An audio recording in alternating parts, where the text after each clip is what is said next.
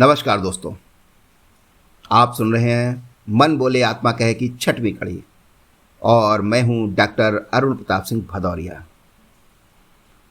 आज की कड़ी एक ऐसे भाव को समर्पित है जो जीवन का आधार है, लेकिन जिसे हम अक्सर समझ नहीं पाते। विषय है प्रेम, जो शब्दों से आगे है। प्रेम ये शब्द जितना सरल लगता है, उसकी गहराई उतनी ही विशाल है। प्रेम सिर्फ वो नहीं जो दो लोगों के बीच हो। प्रेम एक ऊर्जा है, एक दृष्टिकोण है, एक जीवन दृष्टि है। प्रेम सिर्फ कहना नहीं है, जीना है। हम अक्सर सोचते हैं कि आई लव यू कहना ही प्रेम है, पर असल प्रेम वो होता है जो कहा नहीं जाता फिर भी महसूस होता है। कभी माँ की चुप्पी में, कभी पिता की चिंता में, कभी दोस्त की मौन उपस्थिति में। प्रेम बोलता कम है, महसूस ज्यादा होता है। प्रेम में लेना नहीं, देना होता है। जब हम प्रेम को पाने की चीज समझते हैं तो हम उसमें अपेक्षा जोड़ लेते हैं, और जहां अपेक्षा है वहां दुख पनपता है।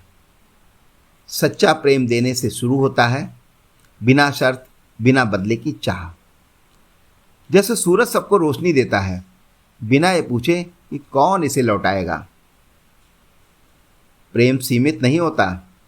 प्रेम को सिर्फ एक रिश्ते में बांधना, उसकी ऊंचाई को छोटा करना है। प्रेम जीवन के हर कोने में होता है, पेड़ पौधों से, जानवरों से, प्रकृति से और सबसे जरूरी स्वयं से। अगर आप खुद से प्रेम नहीं करते तो दूसरों का प्रेम भी अधूरा ही देते हैं। एक प्रेरक प्रसंग है। एक साधु बहुत शांत और प्रसन्न रहते थे। लोगों ने पूछा, आप इतने प्रेम से भरे रहते हैं, इसका रहस्य क्या है? साधु मुस्कुराए बोले, मैं हर सुबह उठकर एक व्रत लेता हूं कि मैं किसी से कुछ नहीं चाहूंगा, सिर्फ उन्हें वैसे ही स्वीकार करूंगा जैसे वे हैं। लोग चकित रह गए। साधु ने कहा, जहां चाह खत्म होती है वहां प्रेम शुरू होता है। प्रेम की कोई कहानी नहीं, कोई कविता नहीं, कोई उत्सव का दिन नहीं।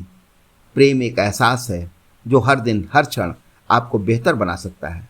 प्रेम करने के लिए शब्दों की जरूरत नहीं, बस एक खुला दिल चाहिए। जीवन में यदि कुछ छोड़ना है तो ईगो छोड़िए, और यदि कुछ अपनाना है तो प्रेम अपनाइए। मिलते हैं अगली कड़ी में मन बोले आत्मा कहे के एक और आत्मीय विषय के साथ। तब तक प्रेम की भाषा में सोचिए और आत्मा की शांति में जिएं। अगर आपको मेरी यह श्रृंखला पसंद आई हो तो अपने दोस्तों के साथ अवश्य शेयर करें। और हाँ, अगर अभी तक आपने मेरा चैनल सब्सक्राइब नहीं किया तो सब्सक्राइब अवश्य करें, ताकि आप हमसे जुड़े रहें। जय हिंद।